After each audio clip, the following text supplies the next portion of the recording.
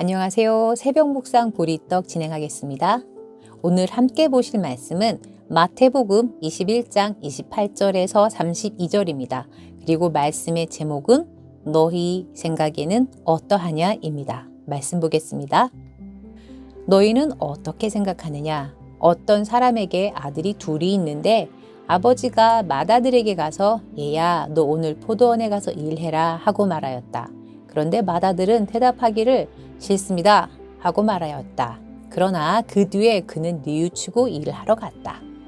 아버지는 둘째 아들에게 가서 같은 말을 하였다. 그는 대답하기를 예 가겠습니다 아버지 하고서는 가지 않았다. 그런데 이 둘 가운데서 누가 아버지의 뜻을 행하였느냐? 예수께서 이렇게 물으시니 그들이 대답하였다. 맏아들입니다. 예수께서 그들에게 말씀을 하셨다. 내가 진정으로 너희에게 말한다. 세리와 장녀들이 오히려 너희보다 먼저 하나님의 나라에 들어간다. 요한이 너희에게 와서 옳은 길을 보여주었으나 너희는 그를 믿지 않았다. 그러나 세리와 장녀들은 믿었다. 너희는 그것을 보고도 끝내 뉘우치지 않았으며 그를 믿지 않았다. 본문 내용의 두 아들을 비교해 보자면 제 보기엔 둘 다 별로인 듯합니다. 아버지가 가서 일하라고 말할 때 싫어요 라고 말한 아들도 뭐 그다지 잘했다는 생각이 들지는 않습니다. 저는 어릴 때 정개구리였습니다. 이거 해라 그러면 싫어요. 그리고 나서는 그냥 합니다. 일단 하기 싫다고 말하므로 부모 속을 벅벅 긁었으니까요. 그리고 네 라고 대답한 일은 거의 안 했습니다. 이상하게 대답한 것은 하기가 싫더라고요. 묘한 청개구리가 제 안에 있었습니다. 부모님의 권력에 대한 반항심이었던 것 같습니다. 예수님은 비유를 들려주시기 전에 먼저 질문하십니다. 너희는 어찌 생각하느냐? 예수님의 가르침은 권위적이지 않았습니다. 항상 듣는 이들에게 생각할 시간을 주십니다. 그리고 그들의 의지를 존중해 주십니다. 이런 기회는 이 비유를 듣는 바리새인이나 대제사장, 사두개인들에게도 같이 동일하게 주십니다. 너희들은 이 비유를 듣고 어찌 생각하느냐? 누가 아버지의 뜻대로 행한 것 같으냐? 누가 진정 하나님의 자녀다운 삶을 살고 있느냐? 예수님께서는 비유 마지막에 세리와 장녀들이 너희보다 먼저 하나님의 나라로 들어갈 것이다 라는 충격적인 말을 선포하십니다. 그리고 이 아들 비유 뒤에 바로 이어서 나오는 비유의 말씀은 포도원 맡은 농부들의 비유입니다. 포도원 맡은 농부들이 열매를 받으러 온 아들을 죽이고 포도원을 차지하려고 하는 비유를 들려주십니다. 그리고 난 다음에 예수님은 또 질문하십니다. 너희 생각에는 어떠하냐의 다른 형태의 질문입니다. 40절에 이렇게 질문하고 계십니다. 포도원 주인이 돌아올 때 그 농부들을 어떻게 하겠느냐? 항상 예수님은 생각할 시간을 주십니다. 그리고 성찰하게 하십니다. 예수님은 오늘을 사는 우리에게도 여전히 동일한 질문을 던지십니다. 너희 생각에는 어떠하냐? 누가 아버지의 뜻대로 하였느냐? 하나님의 말씀에 순종하려는 사람일수록 정말 그리스도인답게 살아가려는 사람이라면 이 질문에 마음을 열고 귀를 기울였으면 좋겠습니다. 12구 참사에 죽어가는 젊은이들을 볼 때 너희는 어떻게 생각하느냐? 광화문에 모이는 촛불들을 볼 때 너희는 어떻게 생각하느냐? 불의의 사고로 안전에 조금만 민감했어도 충분히 살 수 있는 자들이 목숨을 잃어가는 상황을 볼 때 너희는 어떻게 생각하느냐?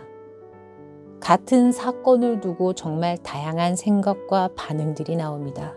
예수님께서 말씀하신 두 아들의 비유나 포도원 주인의 아들을 죽인 농부의 비유를 들었을 때 자신을 돌아본 자들이 있는가 하면 예수를 죽이기 위해 모의하는 자들이 있었습니다. 예수님을 죽이려고 모의하는 이들은 예수님의 비유가 무슨 말인지 분명히 알아들은 자들입니다. 이들은 첫째 아들의 유형도 아니고 둘째 아들의 유형도 아닙니다. 첫째 아들처럼 싫다고 답한 뒤에 뉘우쳐서 일하러 간 자들도 아니고 네라고 대답만 해놓고 일 안 한 둘째 아들도 아닙니다. 이들은 제3의 유형입니다.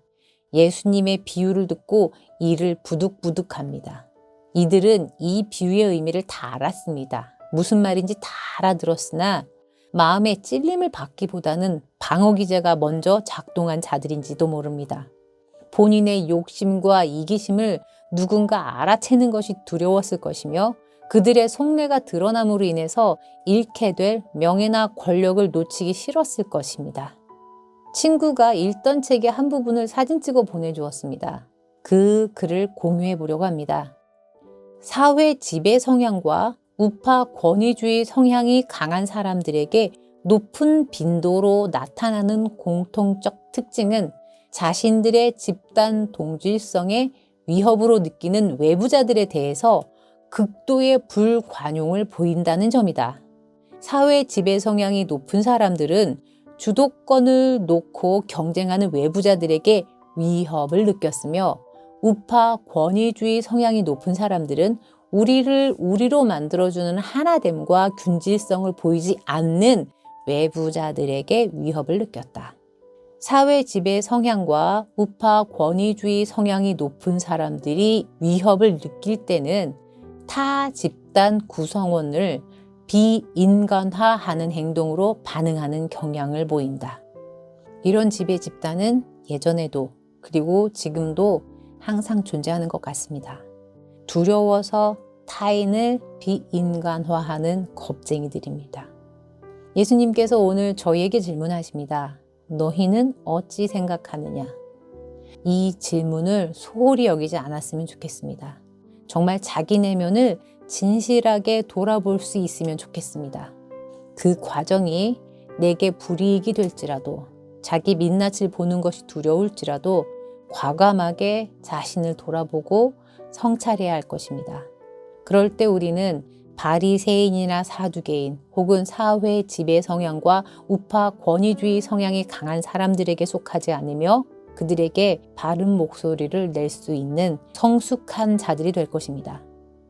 기도하겠습니다.